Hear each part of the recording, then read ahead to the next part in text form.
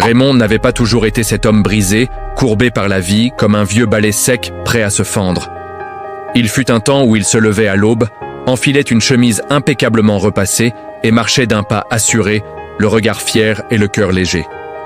Mais la vie, impitoyable, peut transformer un homme en l'espace de quelques mois. 4 mois plus tôt, Raymond avait perdu son emploi du jour au lendemain. Pas d'avertissement, pas d'indemnité, pas de seconde chance. Ce licenciement brutal avait tout changé. Sa maison n'était plus la même. Son nom même avait perdu de sa valeur au sein de son propre foyer.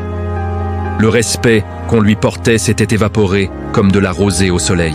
Désormais, c'était Lizzie, sa femme, qui tenait les rênes. C'était elle qui payait les factures, faisait les courses, décidait de tout. Et quand l'argent tombe entre les mains de quelqu'un qui n'a jamais eu ce pouvoir auparavant, l'orgueil peut vite monter à la tête. Certains commencent alors à parler, comme s'ils avaient créé le monde. Cet après-midi-là, Lizzie avait appelé Raymond d'une voix sèche et lui avait tendu quelques billets. « Va à la boutique et achète exactement ce que j'ai écrit sur la liste. N'attends pas, n'invente pas d'histoire. Et surtout, ne reviens pas me dire que l'argent a disparu. Si tu perds mon argent, tu le regretteras. » Raymond avait simplement hoché la tête. Il ne répondit rien. Non par soumission, mais parce que la paix dans cette maison était devenue un luxe rare et précieux qu'il mendiait chaque jour. Il prit l'argent, la liste, et se mit en route, le cœur battant non pas de peur des voleurs, mais de la honte qui l'accompagnait désormais comme une ombre. Car quand un homme perd son travail, certains cessent de le voir comme un être humain. Il devient un problème ambulant, un poids en pantalon. Il arriva rapidement au magasin, salua le propriétaire d'un sourire forcé, acheta chaque article inscrit sur la liste et emballa soigneusement les provisions dans un sac en nylon. Tout se passa sans encombre. Mais dans la vie, les vrais problèmes ne se cachent pas toujours à l'intérieur des boutiques. Ils attendent souvent sur le chemin du retour, pour éviter les regards et les questions blessantes du style « Frère Raymond, comment ça va ?» Il choisit un raccourci, une petite rue calme et déserte. C'est là qu'il la vit. Une vieille femme assise contre un mur délabré. Son pagne était délavé, ses cheveux blancs comme du coton, son visage émacié par la faim et les années. Devant elle, un petit bol en plastique ne contenait que 2 misérables pièces. Les passants la frôlaient sans la voir. Raymond tenta de passer vite, tête baissée. Mais la vieille femme leva les yeux et sa voix faible, pourtant claire, le cloua sur place. « Mon fils, je t'en prie, donne-moi quelque chose à manger. Je n'ai rien avalé depuis des jours. » Raymond ralentit malgré lui. Il la regarda dans les yeux. Ses yeux n'étaient pas ceux d'une menteuse. Ils étaient fatigués, affamés, voilés par des larmes silencieuses. Il baissa les yeux sur sa main et vit l'argent qui lui restait. Aussitôt, les mots de Lizzie résonnèrent dans sa tête comme un coup près. « Ne perds pas mon argent, sinon tu le regretteras. » Il se trouva coincé entre 2 douleurs. Celle de la vieille femme qui agonisait de faim et celle des conséquences terribles qu'il subirait en rentrant chez lui les mains vides. La vieille femme tendit doucement sa main tremblante. « Mon fils, même si c'est peu, aide-moi. » Raymond soupira. Il aurait pu faire semblant de ne rien avoir. Il aurait pu mentir et s'enfuir. Mais quelque chose en lui, une étincelle d'humanité qui refusait de s'éteindre, l'en empêcha. Alors, contre toute logique, il sortit le plus gros billet qu'il avait et le déposa délicatement dans la paume ridée de la femme. Elle regarda le billet comme s'il s'agissait d'un trésor. Ses doigts tremblaient, ses yeux s'emplirent de larmes. « Ah, mon fils, tu m'as sauvé !» Raymond esquissa un sourire triste. « Maman, ce n'est pas grand-chose. »« Si, c'est énorme, » répondit-elle. « Quand on a faim, les petites choses deviennent immenses. » Puis elle leva à nouveau les yeux vers lui et prononça des paroles qui le firent « Tu ne meurs pas prématurément, mon fils. Que Dieu t'aide à te relever quand tu en auras le plus besoin. » Raymond ne trouva rien à répondre. Il hocha simplement la tête, ajusta le sac sur son épaule et s'éloigna.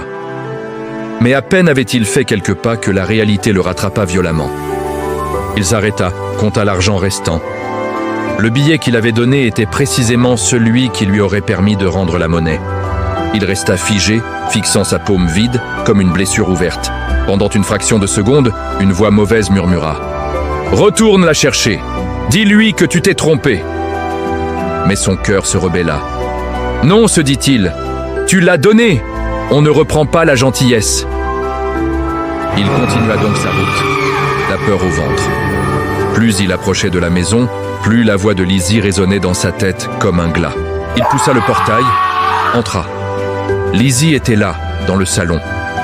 Son regard se posa immédiatement sur ses mains vides. « Où est ma monnaie ?» Raymond posa le sac sur la table. « J'ai tout acheté. » Le regard de Lizzie se durcit. « Je t'ai posé une question. Où est mon argent ?» La vérité brûlait les lèvres de Raymond. « Je l'ai donné à une vieille femme affamée. » Mais la peur fut plus forte. Il murmura « Je l'ai perdu. » Un silence glacial s'installa là. Puis Lizzie éclata d'un rire sec et cruel. « Tu as perdu la tête, Raymond. Tu as perdu mon argent. » Il tenta de se justifier, mais la colère de Lizzie explosa comme une traînée de poudre. Elle hurla, le traita de menteur, de parasite, de poids mort.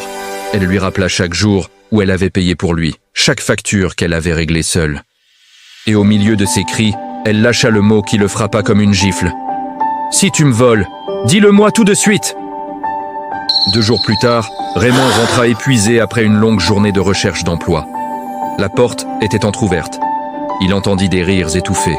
Il poussa doucement le battant et se figea. Lizzie embrassait Tony, son meilleur ami.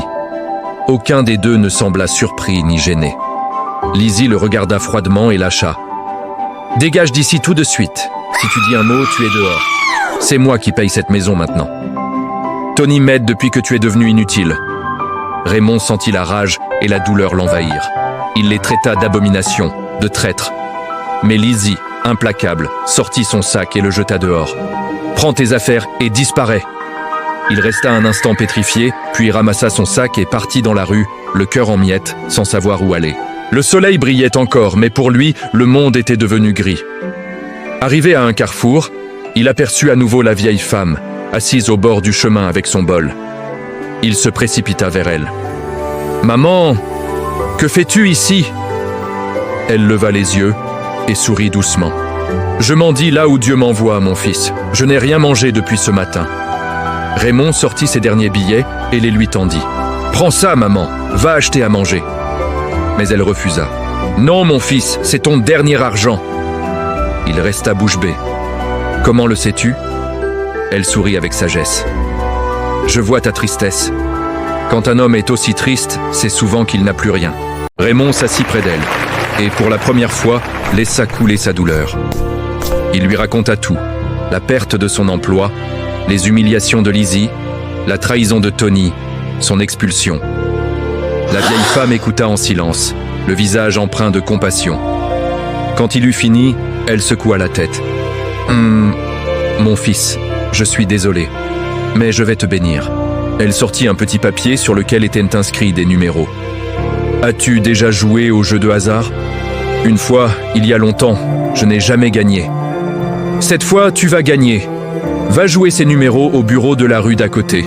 Après, reviens me voir. » Raymond hésita. « Maman, c'est tout ce qu'il me reste. Je n'ai même pas où dormir ce soir. Ne t'inquiète pas, Dieu pourvoira.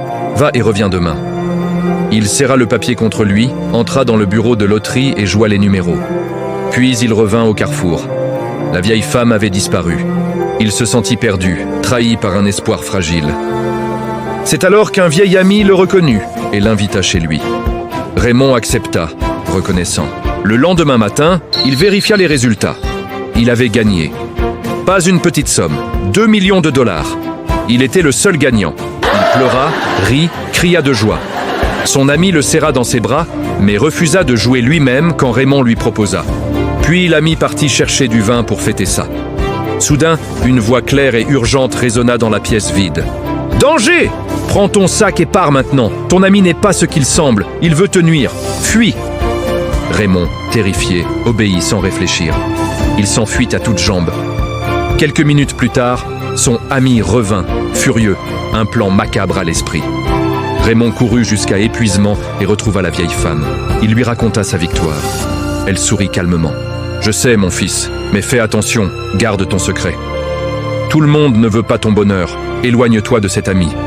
Il est dangereux. » Elle lui dit que c'était la dernière fois qu'il la verrait, mais qu'elle serait toujours avec lui. Puis elle disparut comme par enchantement. Raymond comprit alors qu'elle n'était pas une simple mendiante. C'était un ange envoyé par Dieu.